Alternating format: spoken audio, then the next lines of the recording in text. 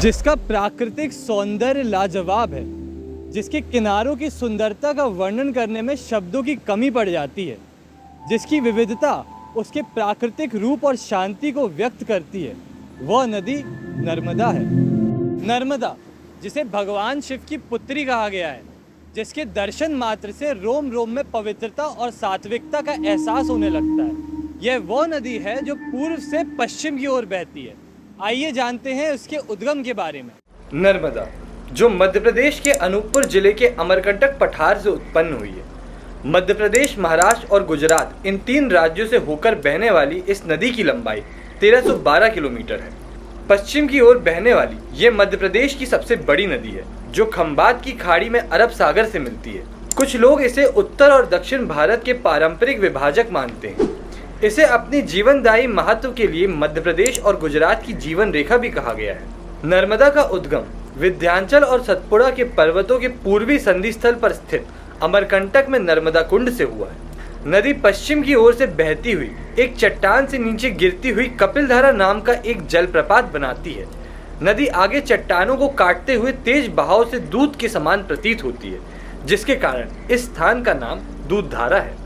अमरकंटक के बाद नर्मदा के मार्ग में पहला जिला डिंडौरी पड़ता है, जिसके बाद घुमावदार मार्ग और प्रबल वेग के साथ घने जंगलों और चट्टानों को पार करते हुए रामनगर के जर्जर महल तक पहुंचती है। आगे दक्षिण पूर्व की ओर रामनगर और मंडला के बीच यहाँ जलमार्ग अपेक्षाकृत चट्टानी बाधाओं से रहित सीधे एवं गहरे पानी के साथ है। नदी आगे एक सक्रिय रूप में उत्तर पश्चिम में जबलपुर पहुंचती है। शहर के करीब नदी बेड़ाघाट के पास करीब 9 मीटर का जलप्रपात बनाती है, जो कि धुआंधार नाम से प्रसिद्ध है। आगे यह लगभग 3 किलोमीटर तक की गहरे सकरे चैनल में संगमरमर की चट्टानों के माध्यम से बहती है। यहाँ पर नदी 80 मीटर के अपने पट से संकुचित होकर मात्र 18 मीटर की चौड़ाई के साथ बहती है। आगे इस क्षेत्र से अरब सागर में अपने मिलान तक नर्मदा उत्तर में विंध्य पट्टियों और दक्षिण में सतपुड़ा रेंज के बीच 3 सकरी घाटियों में प्रवेश करती है। घाटी का दक्षिणी विस्तार अधिकतर स्थानों पर फैला हुआ है। संगमरमर चट्टानों से निकलती हुई नदी अपने पहले जलोढ़ मिट्टी के उपजाऊ मैदान में प्रवेश करती है, जिसे हम नर्मदा घाटी के नाम से जानते हैं। इस मैदान की चौड़ाई लगभग 320 किलोमीटर है और यहाँ नदी की औसत चौड़ाई 35 किलोमीटर है। नर्मदा की धारा सफर जारी रखती है और नेमावर पहुँचती। यहाँ ओंकारेश्वर द्वीप, जो कि भगवान शिव को समर्पित है, मध्य प्रदेश का सबसे महत्वपूर्ण नदी द्वीप है। अपनी यात्रा में आगे नर्मदा बड़वा मैदान में प्रवेश करती है, जो कि 180 किलोमीटर लंबा है। यह घाटी साहेश्वर धारा जलप्रपात पर जाकर खत्म हो जाती है। मकराई के नीचे नदी बडोदरा और नर्मदा जिले के बीच बहती है और फिर गुजरात राज्य के भरूच जिले के समृद्ध मैदान के माध्यम से बहते हुए खंबात की खाड़ी के मुहाने अरब सागर से मिल जाती है। नर्मदा, जिसका भारतीय इतिहास में एक महत्वपूर्ण स्थान है, यह वो नदी है जिसका उल्लेख भारतीय प्राचीन किताबों, कविताओं और कहानियों में है। इसे हम मां नर्मदा कह के पुकारते हैं। आइए जानते हैं इसके इतिहास के बारे में। नर्मदा की उत्पत्ति अमरकंटक के मेकल शिखर से हुई है, अतः यही कारण है कि नर्मदा को मेकल कन्या के नाम से भी जाना जाता है। कहा तो यह भी जाता है कि नर्मदा अमरकंटक के सुंदर सरोवर में स्थित शिवलिंग से निकलती है।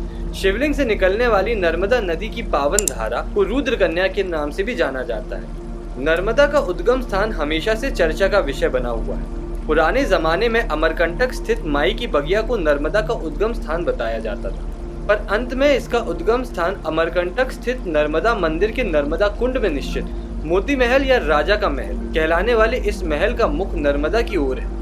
बताया जाता है कि राजा ने नर्मदा नदी की सुंदरता से प्रभावित होकर ये महल का निर्माण कराया।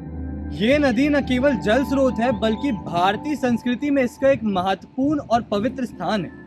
इस नदी की आध्यात्मिकता के कारण इसे हिंदू, जैन और बौद्ध धर्म के आदर्श तीर्थ स्थलों में शामिल किया गया है। इस नदी के किनारे बने अनेक घाट, मंदिर और धार्मिक स्थल लाखों श्रद्धालुओं के लिए आकर्षण का केंद्र बने हुए। आइए जानते हैं इसके धार्मिक महत्व के बारे में। सभी देवताओं ने नर्मदा तट पर ही तपस्या करके सिद्धियां प्राप्त की। इस दिव्य नदी के दक्षिणी तट पर सूर्य द्वारा तपस्या करके आदितेश्वर तीर्थ स्थापित है। यहाँ ऋषियों द्वारा तपस्या से प्रसन्न होकर दिव्य नदी नर्मदा 12 वर्ष की कन्या के रूप में प्रकट हो गई। नर्मदा को देख ऋषियों ने नर्मदा की स्तुति की। तब नर्मदा ऋषियों से बोली कि मेरे तट पर देहधारी सदगुरु से दीक्षा लेकर तपस्या करने पर ही प्रभु शिव की पूर्ण कृपा प्राप्त होती है। इस आदितेश्वर तीर्थ पर हमारा आश्रम अपने भक्तों का अनुष्ठान करता है। नर्मदा नदी को लेकर कई लोक कथाएं प्रचलित हैं। एक कहानी के अनुसार नर्मदा, जिसे रेवा के नाम से भी जाना जाता है, और जो राजा मेकल की पुत्री है, उन्होंने नर्मदा से शादी के लिए घोषणा की कि जो राजकुमार गुलबकावली के फूल उनकी बेटी के लिए लाएगा, उसके साथ नर्मदा का विवाह होगा। सोनभद्र ये फूल ले आए और उनका विवाह तय हो गया। दोनों की शादी में कुछ ही दिनों का समय था। नर्मदा सोनभद्र से कभी मिली नहीं थी। उन्होंने अपनी दासी जूहिला के हाथों सोनभद्र के लिए एक संदेश भेजा। जूहिला ने नर्मदा से राजकुमारी के वस्त्र और आभूषण मांगे। उसे पहनकर वो सोनभद्र से मिलने चली गई। सोनभद्र ने जूहिला को ही राजकुमारी समझ लिया। जूहिला की भी नीयत डगमगा गई और वो सोनभद्र के स्नेह निवेदन को ठुकरा नहीं पाई। काफी समय बीता, जूहिला नहीं आई तो नर्मदा का सब्र का बांध टूट गया। वो खुद सोनभद्र से मिलने चल पड़ी। वहां जाकर देखा तो जूहिला और सोनभद्र को एक साथ पाया। इससे नाराज होकर वो उल्टी दिशा में चल पड़ी।